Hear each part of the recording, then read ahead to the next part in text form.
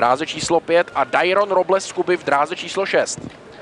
Nicméně držme palce českým zástupcům v cestě za účastí na olympijských hrách, ke které potřeba překonat limity, limit A 13.55, limit B 13.62.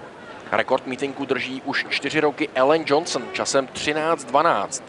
To je čas, který by mohl být dnes v možnostech Roblese nebo Tramela.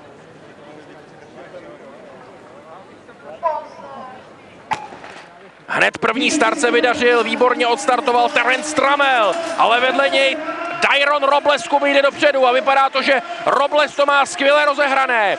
Robles a za ním Tramel. Robles vyhraje 12.88. No to není možné. To opravdu není možné. To je vyrovnaný světový rekord. Oulala, tak pokud tohle bude potvrzeno, tak to je bomba všech bomb, protože světové rekordy se čekaly, ale v jiných disciplínách, ale na 110 s překážkami. Ještě si počkejme na případnou úpravu, ta může přijít, ale Dairon Robles tomu nechce věřit ani jeho trenér, který se už na tribuně radoval ještě v cílové šachovnici. No tak to je, Tomáši, 110 opravdu jako hrom. Já bych pravdu řekl, tak jsem se díval spíš do 7. dráhy, kde běžel můj svěřenec Standa Sajdok. A to si o moc přišel. Já myslím, že nám režie nabídne ještě zpomalený záběr. A určitě to bude závod, který ještě několikrát uvidím.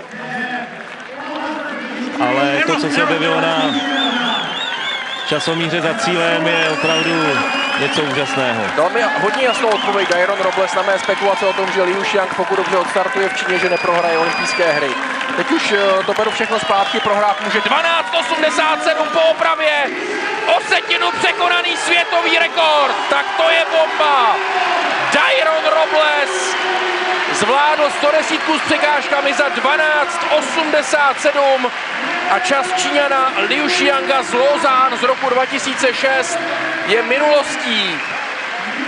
Viděli jsme nejrychlejší 110 s překážkami v historii světové atletiky. Navíc ta podpora větru nebyla až zas tak výrazná. 0,9 metru za sekundu. Tak 21letý talent z Kuby, který trénuje pod vedením Santiaga Artuñeze společně s Anierem Garciou, dokázal nemožné. Rodák z Guantanama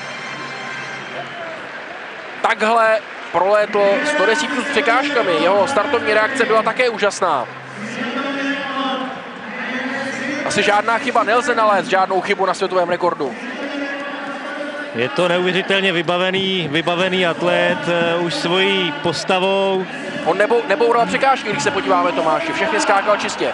Tak jak říkám, je to velký chlap, který běhá trošku jináč technicky než celý okolní svět.